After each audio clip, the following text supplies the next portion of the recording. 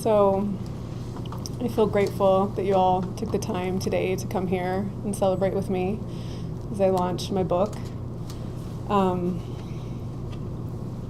This whole process has been extremely humbling. As a psychotherapist, I did not want to write a memoir, like at all.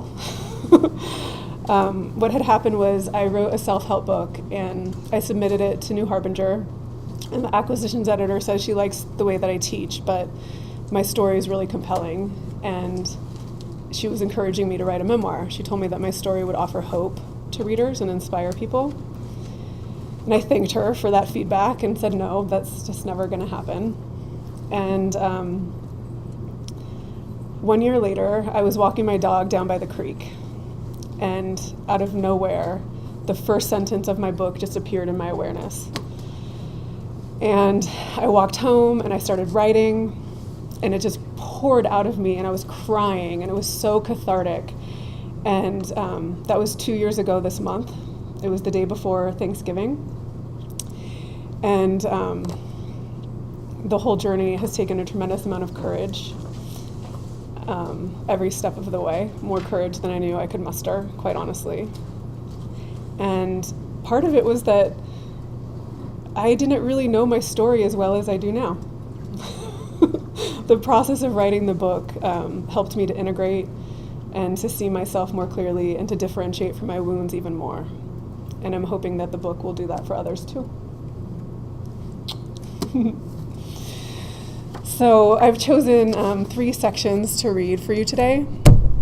And the first section comes from chapter 1, which is titled The Lost Self. And take a sip of tea. And the piece that I heard when I was walking on the path, that first sentence, maintained over time and all edits, just changing little bits here and there. I start the chapter with a quote by Nancy Gibbs that says, "Illusions are the truths we live by until we know better." A pervasive sense of embarrassment and fear followed me down the busy San Francisco street in the Castro district. It was the summer of 1986, and the Castro was bustling with people wearing flamboyant clothing, thematic tattoos, and unusual piercings. The entire place seemed unfamiliar, especially the blurred gender lines. Mesmerized, I watched 2 men in leather chaps make out against the graffiti-smeared wall, but I tried to act casual, like I was totally cool with all of it. As a voyeur in a new land, I was afraid to be seen watching, but too curious to look away. The Castro is one of the first gay neighborhoods in the United States, and in the 80s, this was still very much a fringe culture. A 10-year-old girl from the suburbs of Sacramento, I awkwardly gawked in disbelief at a culture that my mind could not grasp. No one here fit into the box that my mind had constructed as normal, including my own family. I was here with my mom, who was cheery and happy to be strolling the eccentric neighborhood. She held her girlfriend Kristen's hand as my sister Grace strutted the district in her cutoff jean shorts, black shirt, and dark black makeup. I was angry that my mom was a lesbian and horrified that Kristen lived with us, but I didn't express that to anyone. I held my dissonant perspective closely, trying to maintain some sense of harmony in an otherwise crazy family. As I casually strolled 10 feet behind my mom, Kristen, and my sister, I was clearly the only normal one in our group.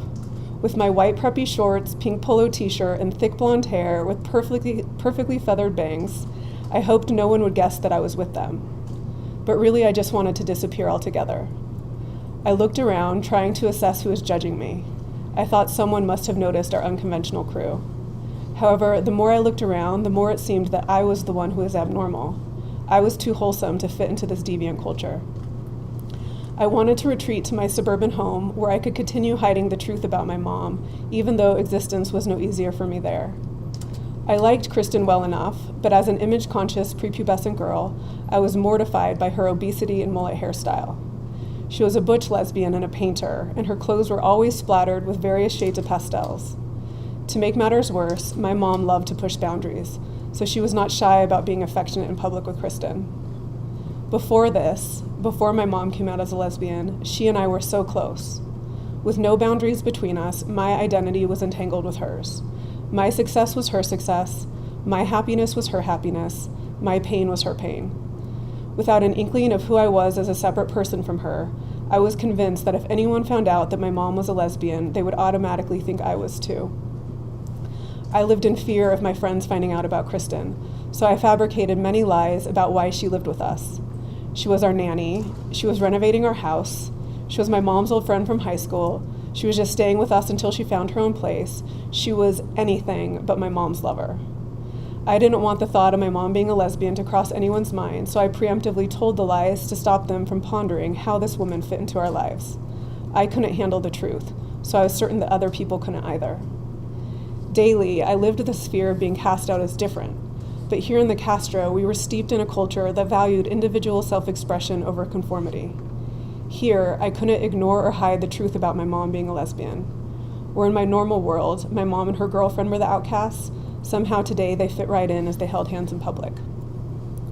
They seemed elated and enamored with the culture here, and Grace seemed good with it too. She had always been more self-expressive and eccentric than me. She had an artistic style, and she was outspoken about everything, including what she didn't like about her upbringing. The heated arguments between Grace and Mom were countless, and I could always count on my sister to speak on behalf of us. Where I was too scared to oppose the status quo, Grace was a master at defiance. But today I felt betrayed by her, like she was on Mom's side. I felt like I was in a nightmare, like a wholesome child from the Waltons trapped in the Addams family. With our non-traditional household, I always felt on edge, like I had to mitigate any potential social damage before it arose. I just wanted to get by unseen. At school and at home, I was quiet, hiding my emotions and my brilliance in order to not bring attention to myself. If nobody saw me, I couldn't be hurt. To my mom, this trip to the Castro was a fun family getaway. To me, this was a horrific nightmare of being confronted with the shadow of our family. I was not ready for this, and no one cared to ask me how I felt about this experience. Because I was quiet and pretending to be okay with everything, my mom was oblivious to my discomfort. But even if she had asked me how I was feeling, I would have likely lied anyway. Although painful, pretending that I was fine was preferable. It earned me approval and kept a sort of balance in our family. We made our way to the Hard Rock Cafe for lunch, and then we all packed into my mom's 1985 silver Toyota Camry and drove across the Bay Bridge to my mom's best friend Jane's home in Oakland. Jane and her husband Lester lived in a beautiful home in the Oakland Hills that was decorated traditionally. Compared to our 1980s modern furniture with clean lines and pastel colors, Jane and Lester had craftsman-style furniture with rich colors and dark wood. I felt comfortable here because everything about Jane and Lester was normal. They had normal gender roles, they wore normal clothes, they had normal body weight, and they had normal evenings with food they prepared and calm conversation. At my house, we had out most nights or heated up frozen meals. We watched a lot of TV and either ignored each other or argued. I had no bedtime at home, no one asking me how I was doing, and no one making sure I brushed my teeth or did my homework. Jane was different. I felt seen by her. And she always sat with me while I worked on my school projects.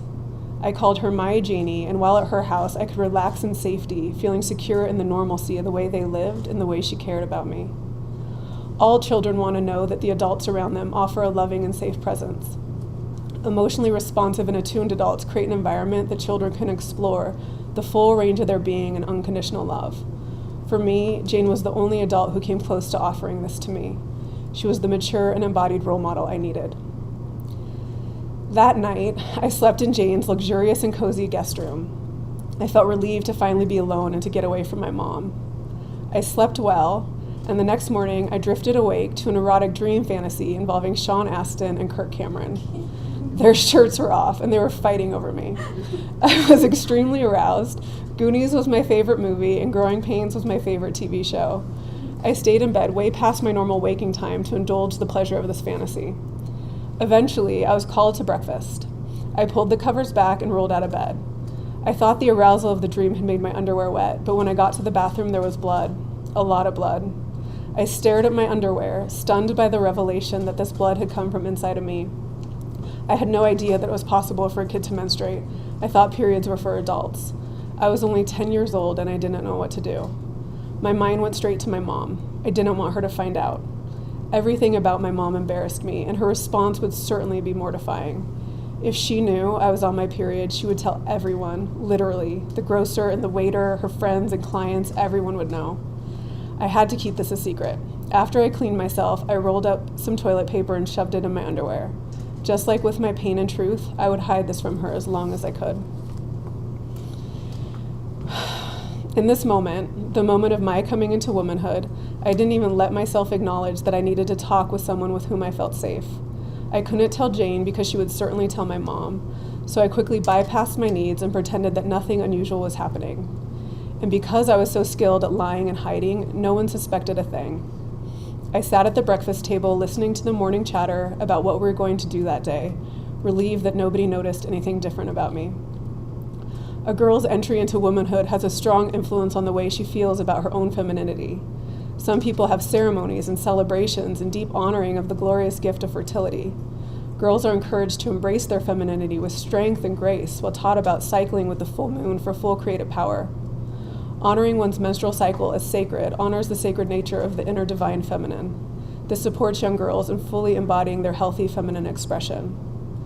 Conversely, when we feel shame about our cycles and our bodies, we hide and feel insignificant and awkward. Collapsing around our femininity, the dignity and beauty of this transition is lost. We split from our connection with the divine feminine, and we feel disempowered and unworthy. This is what happened to me when I was 10, and this pattern of hiding and collapse became my habitual way of being a woman in the world.